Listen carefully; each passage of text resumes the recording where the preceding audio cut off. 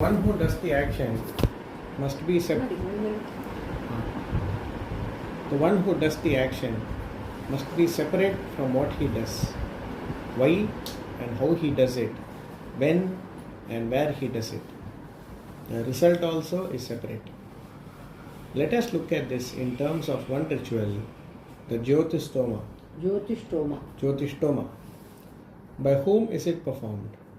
The one who is desirous of heaven, Svarga Kamena, not as in the mantra we saw by Brahmana. It is done by the one who thinks, I am the agent, Karta, and wants to achieve the result, Karmapala, which is heaven, Svarga. This is called Beda Buddhi. If you know that you are Brahman doing this action, there is no problem.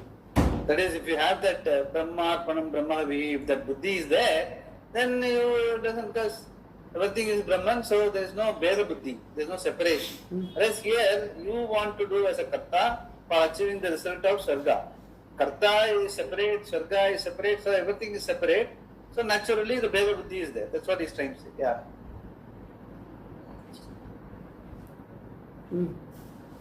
If you know that you are Brahman doing this action, there is no problem. You enjoy doing it. Here, however, it is done by the one who has the notion that Atma is the doer. Then what is offered? The offering in this ritual is ghee, samit, etc. Ghee is not Brahman there, but something separate from the one who offers. Where does he offer the ghee? Into the fire, Agno. But Agni is not Brahman for him. It is other than himself. What is offered, Huta, the ghee, is different.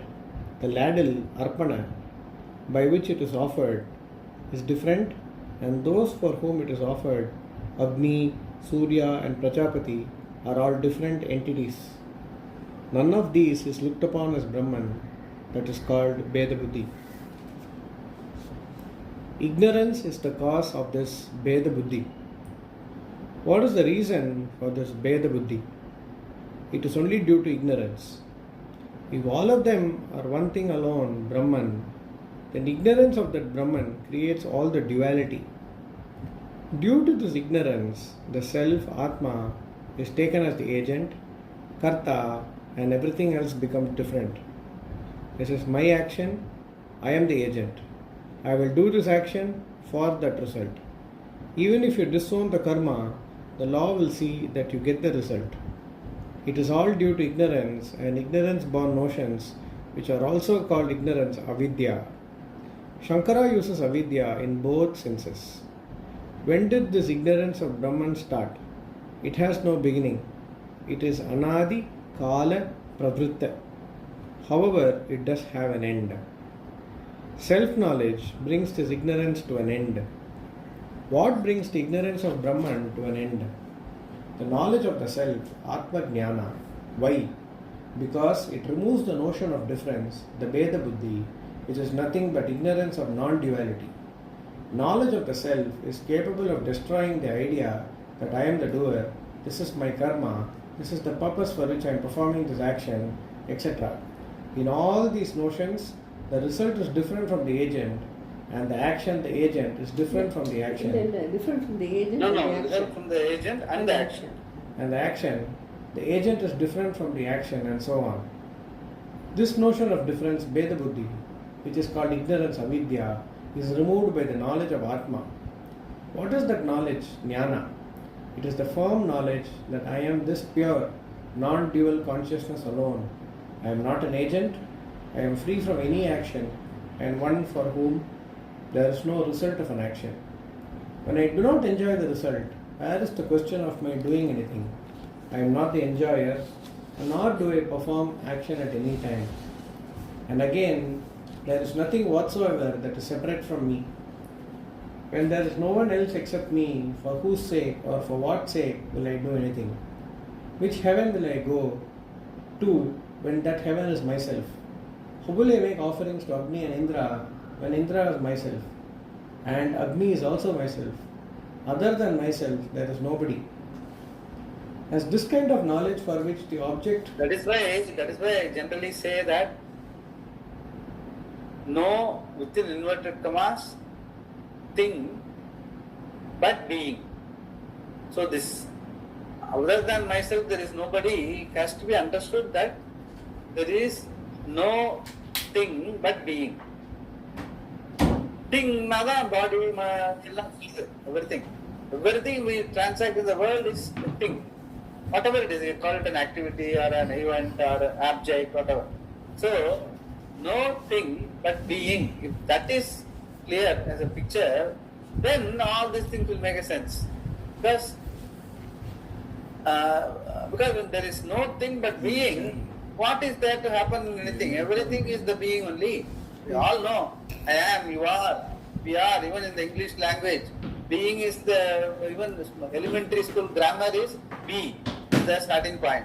And you say I am, we are, he is, she is, they are. So everything is from the root to be. So when being is the reality when we accept, then all this naturally, automatically the Bhagavad Gita goes. So I am being for what? Agni, Indra, and what way they are different. All those things can make sense to us. So that is the Tatparya, that is the principle with which the whole teaching is going on. Now we have reached the stage where we own up that being is my reality. So in that case, there is a question of Karta, Karma, Karaka, and even when we do any Jyotishthama, ritual and all that, we do it because of the, like we are in a society where everyone looking for benefit and all that. And it's okay to keep them in the, what you call, in the line in terms of surrender, bhakti and all that. We also help them to, be prayerful and all that. But inside, when with your understanding, it will be very clear that the whole thing, there is no, what they say, what Bhagavan says here. How will I make offerings to Agni and Indra? When the Indra is myself and Agni is myself. Other than myself, there is nobody. There is no thing but being, but Atma. That is a thing which is running in our mind when I am reading this. That is how it should be. Then only it will make sense. Otherwise it won't. Yeah. As this kind of knowledge for which the object is Atma is born, ignorance, which is in the form of a notion of difference, is destroyed. It is this notion of duality that is the cause for the pursuit of karma. From this it is clear that karma cannot be the cause for moksha. Removal of the notion of difference, Veda Buddhi, is moksha, and that Veda Buddhi will not go unless I remove avidya. Once the Veda Buddhi goes, action etc. is not possible. That means if I do an action, I have this notion of difference, Veda Buddhi, and as long as this notion exists, ignorance, avidya is there. As long as avidya exists, moksha cannot be there, and I will continue to be a doer, karta, different from everybody else, and thus an individual jiva. Therefore, where is the role of action here? If we are talking of moksha, karma does not have any place at all. The wake of knowledge, the cause of karma, which is the Veda Buddhi, born of avidya, goes away. When that goes away, action is not there. In spite of this... So here, when he says the karma is the grammar karma. It is not. The activities got frozen. You are able to listen to me? Yes. Okay, I think the video got frozen. So the karma which is being talked about here is in terms of our the language we say object, subject, object and all that. That karma it does not have a place. Even though activities may happen and all that, but you don't have the karma buddhi. The Veda buddhi is not there.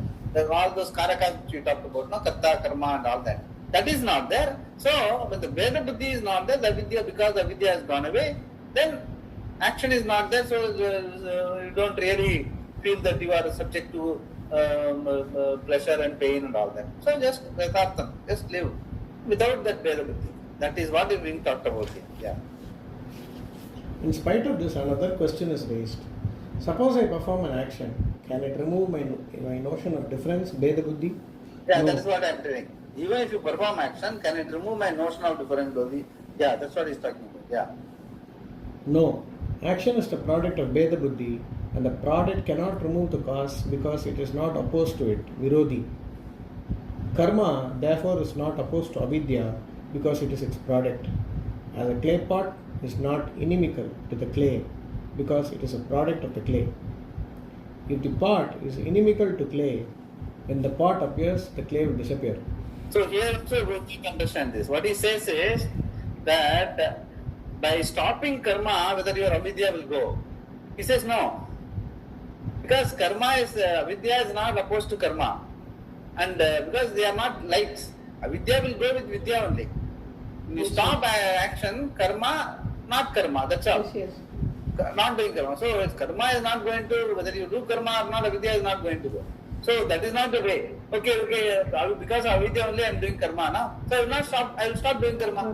Then avidya, no, it won't go. That's what he is trying to say. Yeah. Any product being dependent upon its cause is mithya and is not inimical to that cause. So too, karma cannot be opposed to avidya because avidya is the cause for the very karma. The karma that we do, like Agnihotra, etc., is not opposed to avidya, being a product of avidya, which is the notion of difference, Beda Buddhi. What removes the Beda Buddhi? Knowledge of the self, Atma Jnana. It is enough for moksha. We do not require anything else.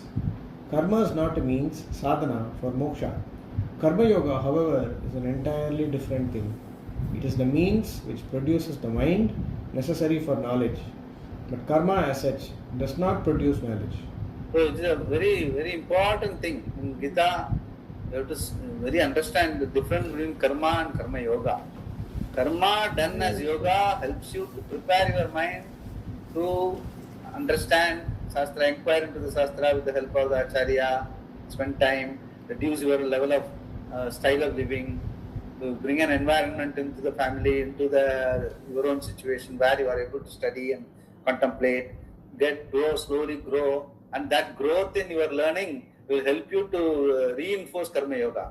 Less and less you will get, the space will be there. So you will be able to see even but all when you're doing some activities are going on, if there is some plus minus, somebody is hurting, somebody is feeling guilty, all that you'll be able to observe because the space is there. Once the space is there, the hurt and guilt, even the words will not be there. It's a situation, we have to deal with it. That's all. You just keep dealing with so slow, less and less stressful your lifestyle also will become. So that will give you more, and return less and less you will get attracted to distractions and all that. So Karma Yoga will help spending time in understanding. Understanding will help you to become more of a Karma Yogi. So both complement each other. That is what is most important in the sadhana. That's what he is trying to tell. Yeah. The meaning of the word tu. In his opening statement in this part of the Bhashya, Shankara says, however, self-knowledge alone has the status of being the cause of moksha. Now he is going to comment on his use of the word however to here. The word is meant to exclude the two other views. Tu shabdaha pakshadvaya vyavrityarto na kevalebhyaha karmabhyo nacha jnana karmabhyam sumichitabhyam na shreyasa praptihi iti pakshadvayam nirvartayati. Nirvartayati means establish. Nirvartayati means establish. No, it's not nirvartayati. It is nivartayati. Nivartayati means pakshadvayam. Nivartayati means it, what do you call it? Negates. It negates the pakshadvayam. What is the pakshadvayam? What is pakshadvayam is what? Pakshadvaya vyavrityartoha. What are the pakshadvayam? Na kevalebhyam karmebhyaha. Na cha jnana karmebhyam samuchitabhyam. The sense, by doing a karma, kevala karma means just by doing karma or by doing karma and jnana together, you are not going to get moksha. Even though karma to be done as yoga is extensively talked about, for moksha the sadhanam is only jnanam, because vidya alone can remove avidya. So very clearly we should be very clear that jnana is the sadhanam for avidya removal, for moksha. Moksha is freedom. Freedom to understand that here and now I am free. For that, you to understand, you have to understand that the understanding has to happen. Understanding comes by removing the ignorance. And for removing the ignorance, jnanam, study and understanding is alone important. So what is the role of karma? Neither karma, jnana karma, samuchaya, meaning little bit of karma, little bit of jnanam, what we are talking about. Entire life is what? Either a little bit of karma, both are not going to help directly for moksha. But karma done as yoga will give you the internal infrastructure where you will be able to study and understand. As your understanding grows, your maturity grows, your preparedness grows, your internal sandhityam grows, then the knowledge takes root. That removes the avidya. That's what he is emphasizing. Bhashyakara emphasizes the two sabda, whereas. Even though he talked about karma and karma yoga, he says, whereas only jnanam will remove avidya. Not karma, doing karma with dharma, with lot of rituals, or with a proper attitude, karma yoga. Either way will remove the avidya. Okay, I am doing karma with lot of shraddha and with lot of karma yoga buddhi, and all that I am not expecting anything. I am doing, will I get moksha? No. That will only help you as an upaya. You have to study the Shastra, understand the reality, which is what we have been doing. Like from second chapter, your reality is Atma. Your reality is not, what do you call, there's nothing to do with all this karakas. Your being is Desa Kala Vastu Aparichinnam, timeless, spaceless, objectless being is your reality. That understanding alone will remove the vidya of feeling, stifled by, because stifled by what? We identify with body, mind, senses, everything other than the being, we identify ourselves with. Naturally, what is your reality if you don't identify with? What is not real if you identify with? That is ignorance, that is samsara. That is not going to help you to be a free person. So not to be a free person, you have to understand. For you to understand, you need to do karma as yoga. You live a life of karma yoga. So he's making it very clear. He's talking about so much about karma and karma yoga. Okay, and I'm looking everything as not everything is Bhagavan, and like that I do. But still, I keep it separate from Bhagavan. That Veda Buddhi will not go unless you remove that. In reality, there is no Vedam between me and Ishvara. That understanding has to happen only by Acharya Shastra Upadesena, by your study, your own inquiry, and owning up that reality. So that he makes it very clear. The two sabda is meant because why he is saying this? Because he is creating a ground from now on. He will go into a big discussion of Purva Paksha Siddhanta. Where this in the beginning also Swamiji has discussed that Jnana Karma Samuchaya will not work. As an introduction he has told, here also now there is going to be a big discussion. For that he is giving a prelude. Bhagavan Shankara has already told that two. This is what it is. Yeah, now read. Swamiji, what's the meaning of Pakshadvaya? Pakshadvaya means two types of arguments. Paksha means argument, two types. Yeah. That is two types of argument means karma alone, like Purva Mamamsika, Mimamsaka says, you just keep doing karma as per what stipulated by the Veda. It will give you Sarga, from there you will go to karma, Brahma Loga, you will go to Moksha and all that. That is karma marga totally. And there is people who are saying upasana. You can do meditation and Bhagavan, you meditate upon karma and upasana together. That is also part of karma. The another is you understand what it is all about, along with that do karma. So all these things are clearly negated by the Pakshadvaya. And saying exclusively moksha is purely by removing avidya by vidya. That is going to establish by this argument. And anyway, as I was telling you, after we complete these arguments, I will give you the bhashyas, my notes on that. That also it will help you to revise the whole thing. Yeah. Initially, Shankara had presented three possibilities as the means for moksha: knowledge alone, karma alone, and the combination of knowledge and karma, jnana karma samuchaya. By using the word tu in his statement that knowledge alone is the means for moksha, he now excludes the other two possibilities. Neither the combination of knowledge and karma nor pure karma will produce moksha. On the other hand, too, pure knowledge is the means for and is in fact moksha. Among the three, one alone is the means for moksha. That the other two are not is indicated by two. However, they are not. How they are not, he goes on to explain. Moksha being nitya is not produced. Moksha is not something that is produced. It is akarya. Akaryatvat cha nishreyasasya karma sadhanatvanupavaktihi nahi nityam vastu karmana jnanena va kriyate. Yeah, basically akaryatvat in the sense. Nishreyasasya. So karma sadhanatva anupapattihi, because only a karyam can be achieved by a karma. So here he says karma sadhana anupapattihi because it is akaryatva. That is the meaning of this sentence. Yeah, sakarya. Vastu karmana jnanena va kriyate.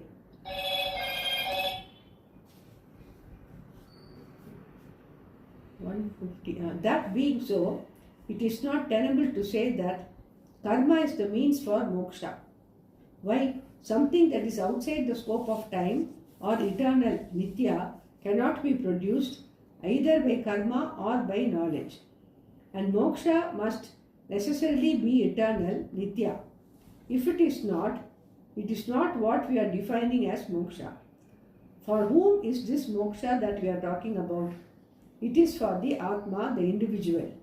Only if that Atma is Nitya can there be moksha, and in that case knowledge of the Nitya Atma alone is moksha. That is why Nitya moksha is identical with Atma. Being Nitya, it is not created by karma or anything else because it is already existent. What is eternal Nitya is not created.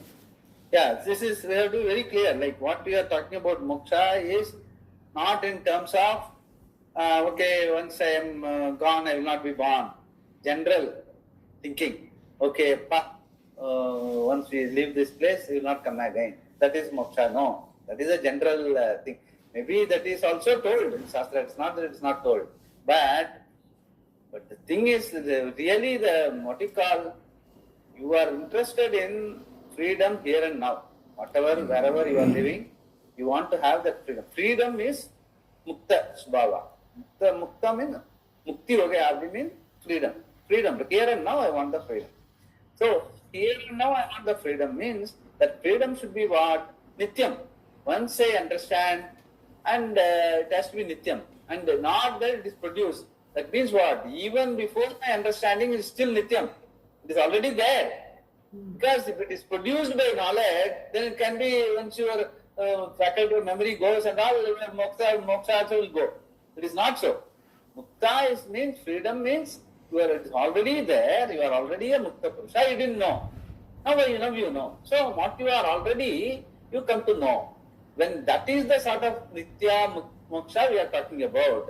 So it is not, it's outside the scope of time because it is not. Eternal means all the time being there, always we say, no, it is not that always. That is not the eternal we are talking about. It is not within the scope of time. In the sense, it is there all the time, even before time and space came into being. That means the beginning, in the sense, before there is no beginning. In the free being, there is no beginning or end, or there is no space. That is why you say timeless, spaceless. When you say timeless, spaceless, it cannot be an object. Because every object has got time-space coordination. Coordinates. Within that only we call it an object. That is also not there. That means it is not a thing also. So if it is not a thing, it does not have awareness. So all those things are, what do you call, it all goes along with that one statement. Timeless, spaceless, objectless being. And that is naturally, it is always there. It is not even always there. It is timeless. It is outside the scope of time. That's what he says. It's outside the scope of time. If that is the what is going to be and your understanding, it is not created by karma. Because karma means what? Some modification. First it should be there, and by modifying only it becomes something. So becoming is involved, not being. So karma, any karma, whether it is a holy karma or a bad karma, very, very exalted karma, anything is going to produce some change, modification will be there. So that is not within the scope of karma also. That is what he is saying. So it is not within the scope of karma. That is what he is trying to say by saying Nityam Moksha. Yeah. Purva Paksha Siddhanta Vichara. Yeah, from here it starts. If moksha is uncaused, then knowledge is also useless. Now, it has just been said, moksha is uncaused, there is no cause for moksha. Yeah, uncaused. It is not the beginningless. It is always there. Okay. So that is what uncaused means. Uncaused cause. In the sense, it is there right from, it is there all the time, it is there. In the sense, timeless, spaceless. So that is uncaused. Anything that is caused in time and space only, no? In time. Yes. It's caused in time. That is what we call cause. What we call caused is it is come into being in a particular time and place. That is what we call. Whereas here we are talking about Atma, which is timeless and spaceless. So it is uncaused. That's what he says. So, then knowledge is also useless. Yeah, that's what the Purva Paksha, the objection, that is the argument. In order to establish that this understanding, either you can say Shankara imagined a Purva Paksha, put himself like you were playing, that chess on both sides you are playing. Yes. You say play this black as well as white, or cellular king, whatever. You play on both sides. The same way, either Bhagavan Shankara has imagined the arguments of the other side and then answers, or there was really a Purva Paksha sitting in front of him and asking these questions. If he says, if moksha is uncaused, then our knowledge also is, okay, it is always uncaused. No, it is timeless, spaceless being. What is there for me to know? Oh, okay. So, this knowledge is useless, he says. That's what I didn't understand. What he means by knowledge is useless. That's why. Yeah, because it's always, you have to see, there are people who ask this question. We don't need a Purva Paksha. There are people, I have understood Brahman, so what? Oh, it doesn't change my vivahana in any way. I still have a headache. I still have stomach ache. Yes. So my being Brahman doesn't change the situation. Yeah, correct. The question still people have. Those are all the things Shankara has imagined, asked those questions. So by going through all these things, we will get to know the idea, then still we will have some Laukika questions, we will answer it when it comes. Let us go through the whole process of what he has imagined and the answer is, and then we will see if there are any further questions left in us. Yeah.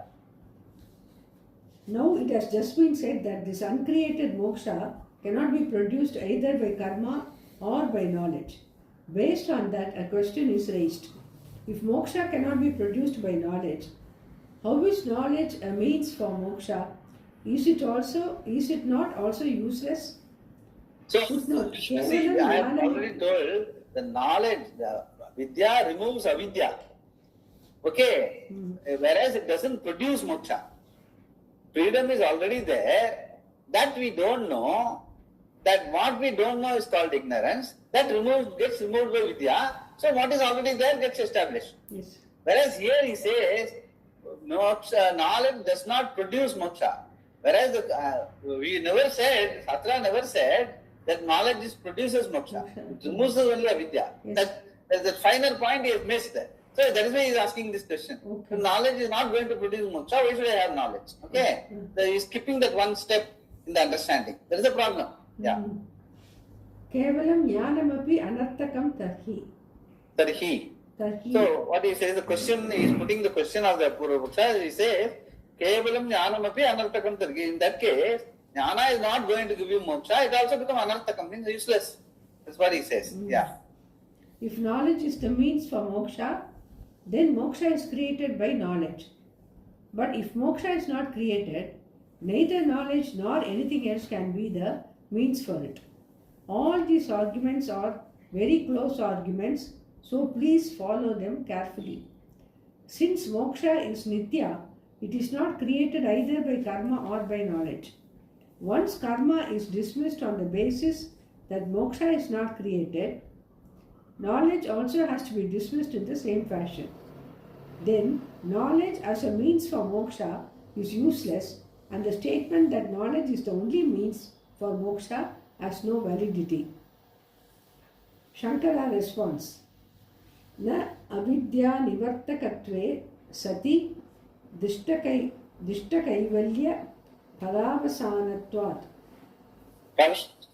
Palavasanatvat. Yeah. Palavasanatvat. Yeah. Same thing. Knowledge removes ignorance. Knowledge removes ignorance and leads to moksha. Wait. See, you understood this? Na avidya nivartakatve sati drishta kaivalya phala avasanatvat. So, what he says is, it is not that knowledge produces phala is moksha. For phala avasanatvat, that is drishta kaivalya phala avasanatvat. For that reason, what you need is avidya nivartakatvam. It is not producing moksha, it is only avidya nivartakatvam. That's what Shankara says. Yeah. It only The meaning of it, simple meaning is knowledge removes only ignorance. It doesn't produce moksha. It leads to moksha, which is already there. That's what he said. Yeah. No, we do not say that moksha is produced by knowledge. It only removes the cause for bondage, ignorance. When ignorance is removed, the visible result is moksha, and in this way, knowledge seemingly produces moksha. Knowledge has the status of removing the ignorance and also has its end in the immediate result of moksha. It is not a result that is not immediately seen, adhishtaphala, like heaven. Once ignorance is removed by knowledge... See, be careful about this sentence. It is not a result that is not immediately seen. Means what? Double negative. It is immediately seen. Yes. It is not a result that is not immediately seen. No. Like it is immediately seen. It is not adhishtaphala, it is drishtaphala. Here and now. Yes. As you understand, as you listen, if you understand moksha, you are mukta here and now. Once ignorance is removed by knowledge, there is moksha. In fact, moksha is in the form of this knowledge. Thus, removal of ignorance alone is called moksha. This can be understood with an illustration. The sun is always in the form of light. But now, though seen, it is not properly seen by you because of the clouds. The clouds themselves are illumined by the sun alone. But now, you see only the clouds and not the sun. That is, its bright nature is not appreciated. Then a breeze blows and it drives away the clouds, and now the sun shines bright. What has the breeze to do with the sun getting back its brightness? Its brightness is not because of the breeze. You cannot say that the breeze gave the sun its brightness. At the same time, the breeze does a job of removing the clouds covering the brightness of the sun and enables you to appreciate it. So too, knowledge also does not produce moksha. It only removes the ignorance that is the cause for bondage. Very nice. Yeah, it's all. Generally, chinna pandal cholluva, but we know very well that clouds are very close to our eyes, and whereas sun is far away, no way it's going to get affected. Okay, clouds are covering my eyesight. Clouds are not covering the sun. Clouds are covering my eyesight. That itself is a big revelation. Oh, yes. You think clouds cover the sun? Generally, even in normal parlance, we say that, even eclipse for that matter. It is not that sun is getting eclipsed. It is because of the earth comes in between, we are not able to see the sun. Sun is there in its own place, in its own glory. So, this is a normal parlance. Example is Drishtantava. So, people appreciate it. That is the idea. Freedom is always from bondage, and here it is the bondage created by ignorance, avidya. Once knowledge removes the avidya, it goes away, and what remains is the immediate result of moksha. The real nature of the self is known right away, not later. Previously, there was unknowingness, that is the status of being ignorant, for whom it is Atma that is viewed from the standpoint of being ignorant. Ignorance is not the property of Atma, but for the time being, as long as one is ignorant, ignorance is conceived of, kalpita, for Atma. Yeah, that is what I am saying. Yeah. That Atmavan. We have said now the Atmavan. The Atmavan is the kalpita Atma. We assume that and Atma which is ignorant. There is no ignorance in Atma. So once that ignorance goes, the Kalpita Atmavan vanishes and the real Atmavan is there. That's what it is. Yeah. This ignorance, this ignorance is also opposed virodhi to knowledge. Only And knowledge, not vritti Atma. jnana, Otherwise, yeah. and knowledge vritti jnana is opposed to ignorance. Once a person has knowledge, that knowledge producing vritti, having removed the ignorance, goes away, and there is no longer any possibility of ignorance about the Atma. So that is the what do you call significance of Karpura also. The Karpura also goes away. Knowledge producing vritti of the Karpura light, Karpura also goes away once the light is there and once you understand the oneness with Bhagavan, Karpura also goes, the vritti also goes. Then you are one with Bhagavan. Here also is the same thing. Atma is already eternally free, nitya mukta. Knowledge does not produce moksha. It merely removes the cause for bondage. If this is properly understood, we can say that knowledge becomes the means for moksha. It does not produce moksha because moksha is always an existent fact, nitya, being the essential nature of Atma. But we have to pursue knowledge because that alone removes the avidya. That is why we say that moksha is by knowledge alone, jnanena eva mokshaha. Objection. Objection. Why not by karma we gain moksha? Why not karma? Unlike karma, which will produce a result in time, knowledge gives immediate result, the form of removal of ignorance. When ignorance is removed, the immediate visible result is moksha. Once you see a crystal, for example, you do not require any logic to prove it is a crystal. Perpetually it is clear. It is the same here. Even faith is not involved in this. It is established by the immediacy of the knowledge of the wise. We know that there is ignorance because of the notion. I am the body, deho ham.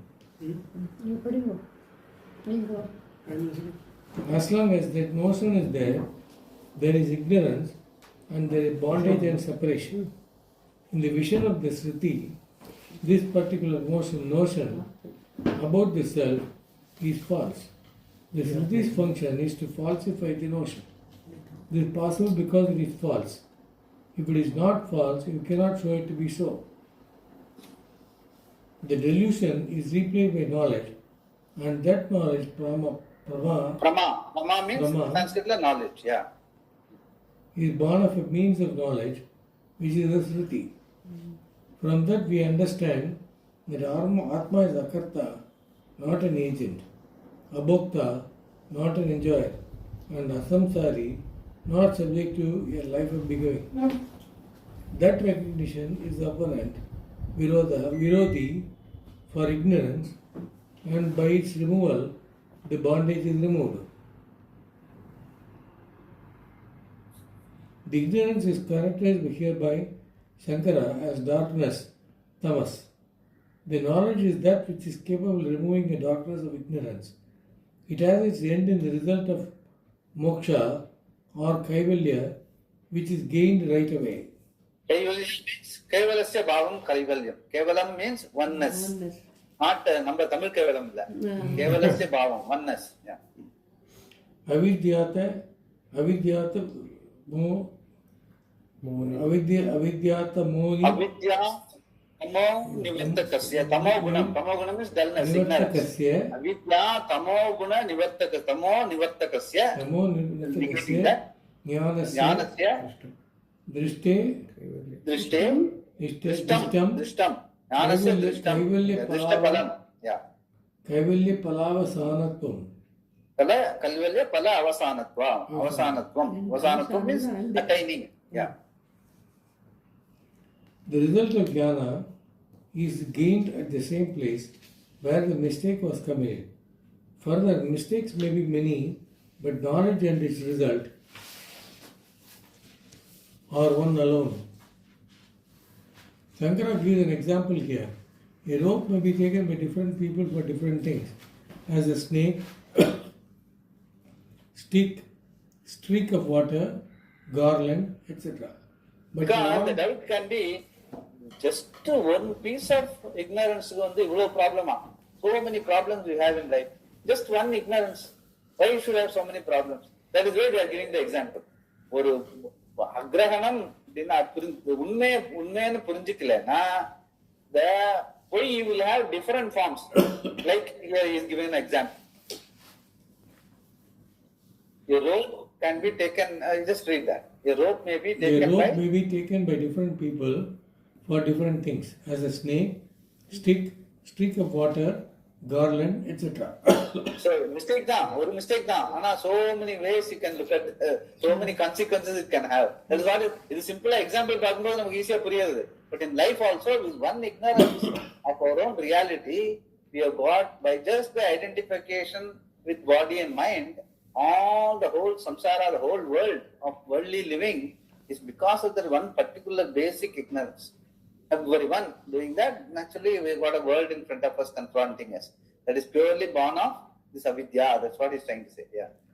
But for all of them, the rope is their Brahmasthala, the seat of mistake. Brahmasthala. Brahmana confusion. Yeah. Seat of mistake. When a torch is shown on the rope, all the delusions disappear and everyone sees it uniformly only as a rope. Thus the Pradipa Prakasha Pala. Pradipa Prakasha Pala. Pradipa means light. And Prakashana means lighting, illumining. And Pala means result. Yeah. The result of the light emanating from the torch, dispelling the darkness, is Kaivalya Vasana. Avasana. Kaivalya Avasana. From ends in the rope alone. So too, even though the mistakes committed about the Atma may be many, Jnana by removing Ajnana removes all bondages and gives Kaivalya Avasana. Avasana, yeah. Shankara responds, there is no need to combine karma with jnana. So far, Shankara has said that we have to understand that knowledge is enough for moksha. Since moksha is already established, in that it is not different from the self, which is always free. Moksha therefore is nothing but the removal of ignorance, which is accomplished by knowledge. Since moksha is taken care of by the removal of ignorance, where is the necessity for karma? There is no necessity for karma at all. Now he illustrates with some examples how a combination of knowledge and karma is also not necessary. Footnote, Drishtarthanam cha chidikriyagni mantanadinam vyaprita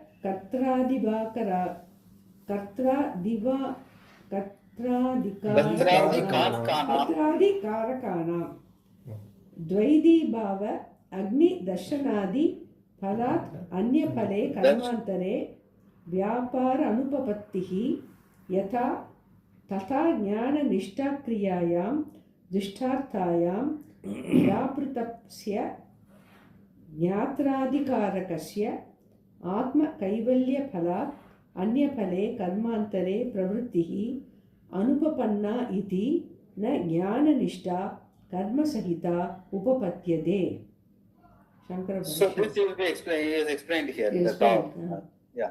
Okay. So Suppose suppose you want that is to what he divide- says. Now he is explaining that.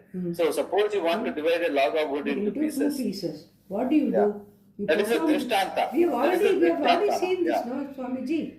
Huh? Before this thing came before itself. Yeah, before only. It is only summarizing the Things talk. we've Yeah. already seen See, before again. Chiti No, this kriya is particular example. na chidanam na Particular padikadu. உடனே இது So, பண்ணு. so when you do that, so what he says is, suppose you want to read that. Yeah, then he explains clearly. Yeah. You perform the action of cutting the wood. This action Yeah. of cutting is meant to produce the result of dividing the wood into two. Then, suppose you want to produce fire without a match. What do? By the friction created by churning a wooden rod in a depression in a block of wood, a spark is produced. That is considered to be pure fire, and even today, this is the method used to produce fire for any Vedic ritual. That arani, Arani. they won't use matchstick because there is chemical involved and all that.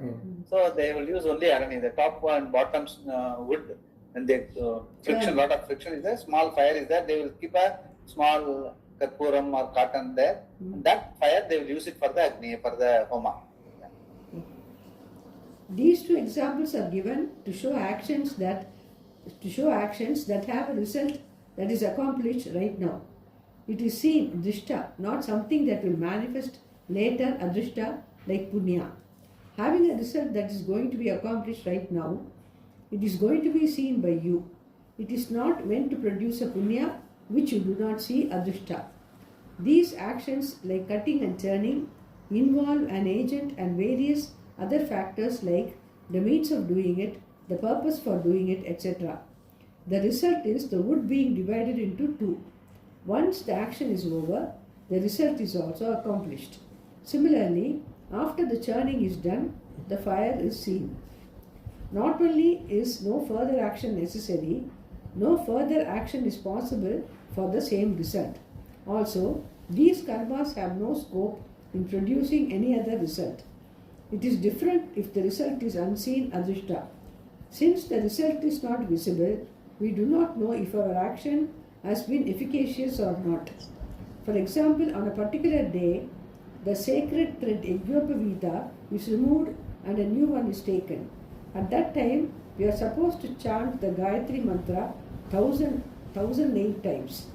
Generally, we do another 200 or so because we know that our mind had wandered and we chanted mechanically.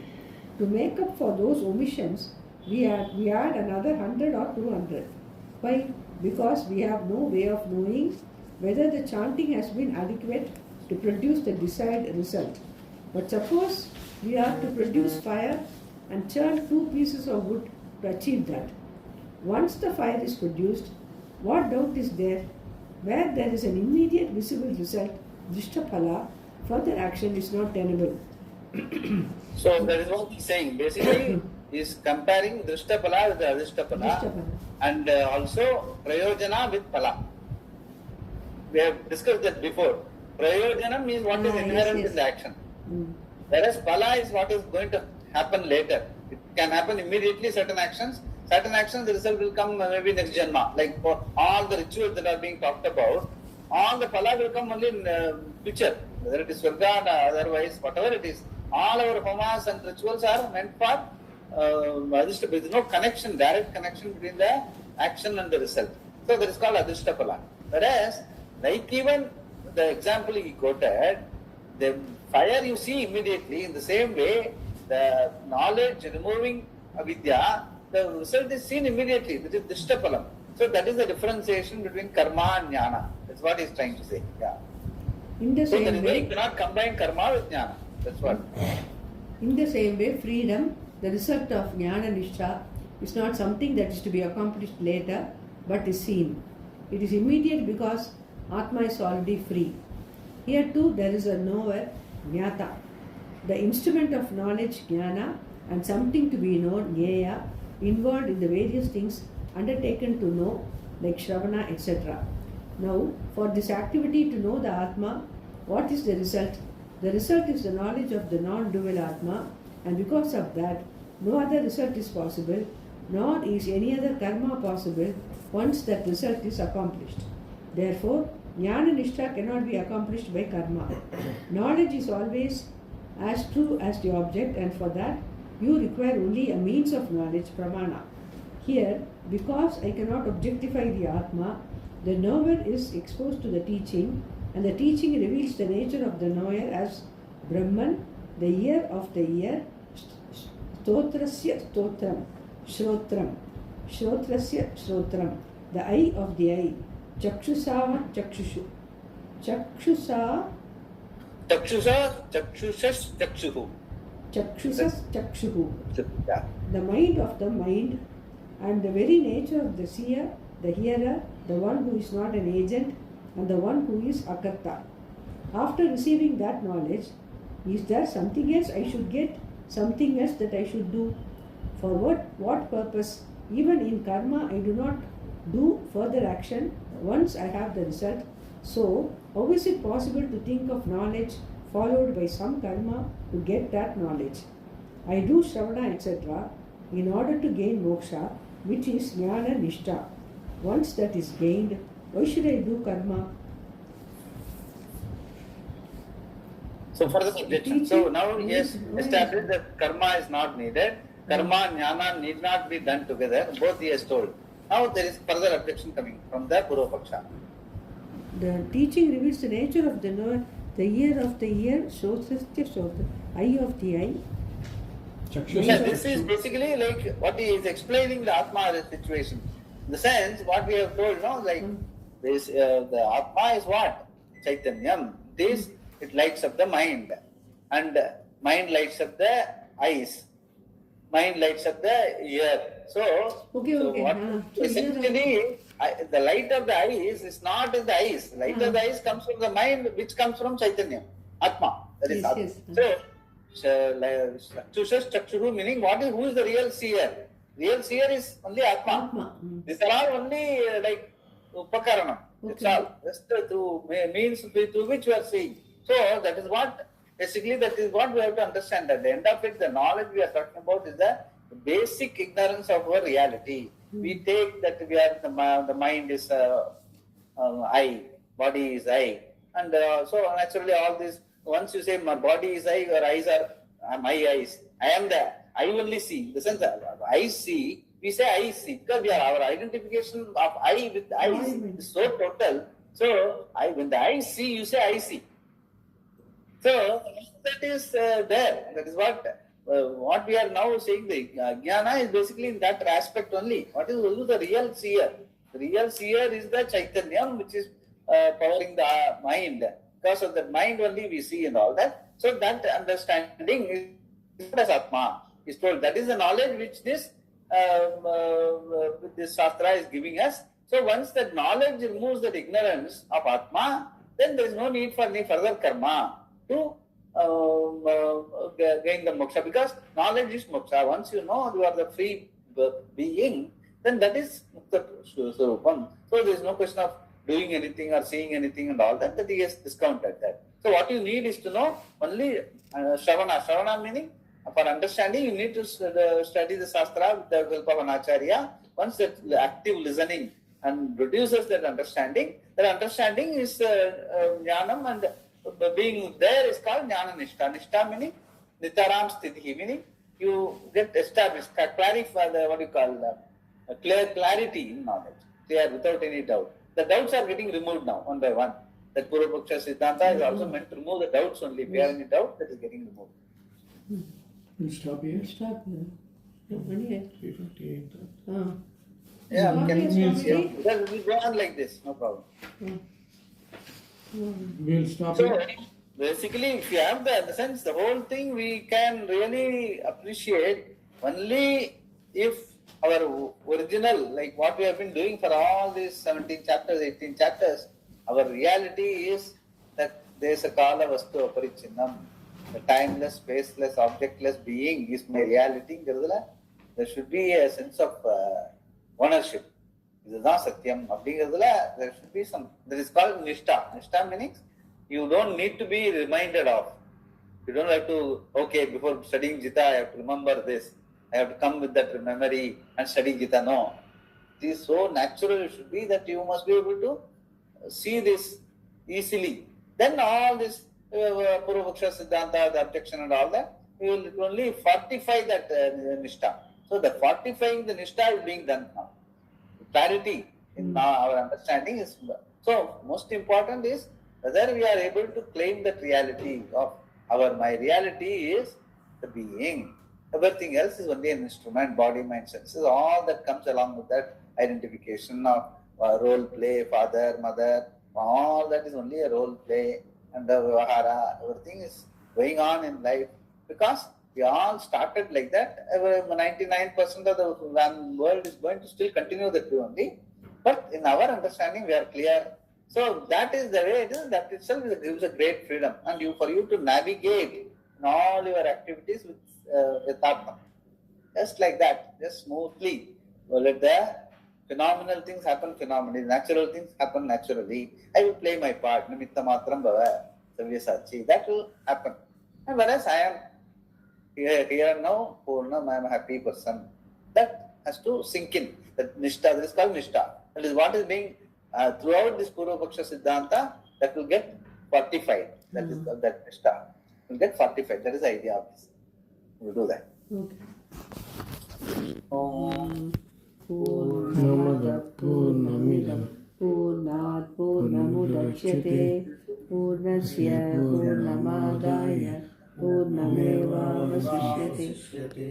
Om Shanti Shanti Shanti. Hari Om. Shri Gurubhyo Namaha. Hari Om.